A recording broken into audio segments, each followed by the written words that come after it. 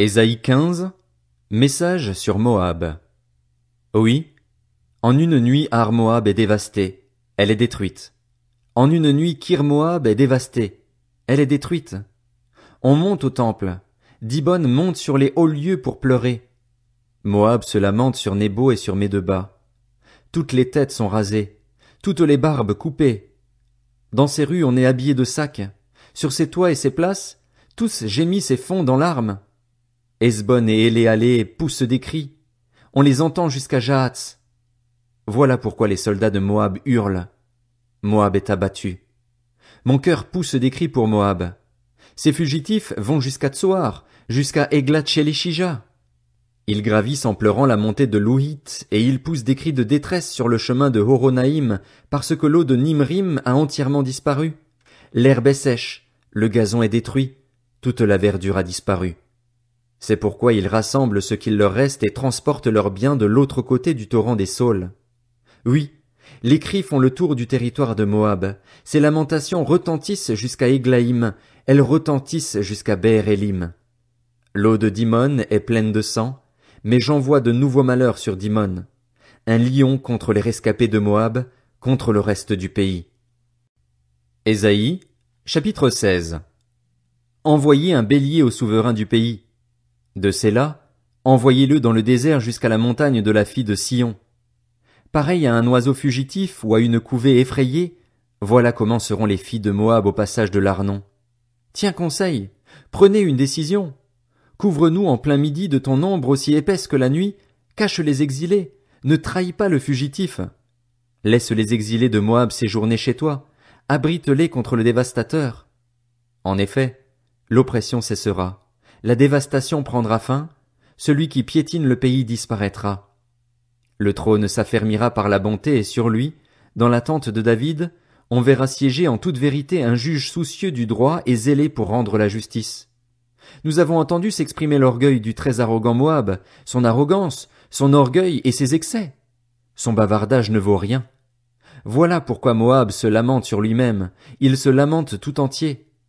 Vous soupirez à cause des gâteaux de raisin qu'on faisait à Kir-Hareset, profondément abattus. C'est que les campagnes de Hesbon dépérissent. Les maîtres des nations ont brisé les ceps de la vigne de Sibma qui s'étendait jusqu'à Jaézer et s'égarait dans le désert, et dont les sarments se prolongeaient pour traverser la mer. C'est pourquoi je pleurerai sur la vigne de Sibma autant que sur Jaézer, je vous arroserai de mes larmes, Hesbon et Éléalé. En effet, sur votre récolte et sur votre vendange, les cris des vendangeurs ont cessé. La joie et l'allégresse ont disparu des vergers. Dans les vignes, plus de chants, plus de réjouissance. Le vendangeur ne presse plus le raisin dans les cuves. J'ai fait cesser les cris de joie. Voilà pourquoi je vibre intérieurement pour Moab, pareil à une harpe, je suis profondément ému pour Kir-Hares. Moab se présente, il se fatigue sur les hauts lieux. Il entre dans son sanctuaire pour prier, mais il ne peut rien obtenir. Telle est la parole que l'Éternel a prononcée depuis longtemps à l'intention de Moab. Et maintenant, voici ce que dit l'Éternel.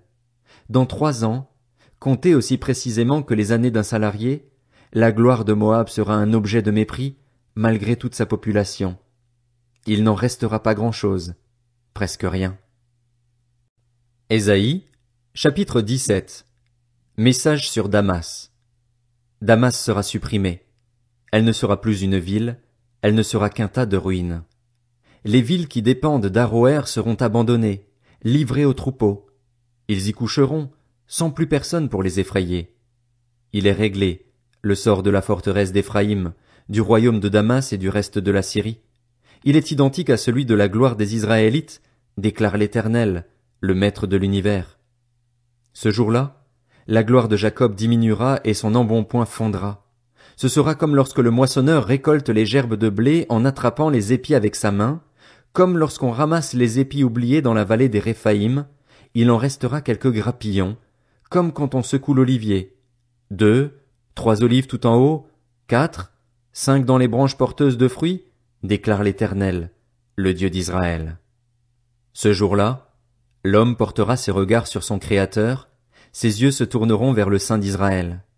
Son regard ne se portera plus sur les autels qu'il a faits de ses mains, et il ne contemplera plus ce que ses doigts ont fabriqué, les poteaux sacrés et les piliers consacrés au soleil. Ce jour-là, ces villes fortifiées seront abandonnées comme forêts et sommets l'ont été à l'approche des Israélites, ce sera un désert. En effet, tu as oublié le Dieu qui était ton sauveur, tu ne t'es pas souvenu du rocher qui te servait de refuge. C'est pourquoi tu as planté des jardins d'agrément, tu as semé des plantes étrangères. Le jour où tu les as mises en terre, tu les as vues grandir. Le matin même, tu les as vues bourgeonner, mais la récolte s'est enfuie au moment de la maladie et le mal est sans remède. Quel malheur! Quel vacarme font les peuples, dans leur nombre! Leur vacarme est pareil au grondement de la mer.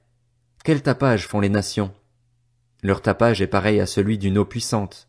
Les nations font le même tapage que les grandes eaux. Cependant, ils les menacent et elles s'enfuient très loin, chassées comme la paille des montagnes par le souffle du vent, comme un tourbillon de poussière devant une tempête. Quand vient le soir, c'est une ruine soudaine. Avant le matin, il ne reste plus rien. Voilà quelle est la part réservée à ceux qui nous dépouillent, quel est le sort de ceux qui nous pillent. Ésaïe, chapitre 18. Malheur à toi, pays des grillons ailés situé de l'autre côté des fleuves de l'Éthiopie, toi qui envoies des messagers par mer, dans des embarcations légères qui flottent sur l'eau.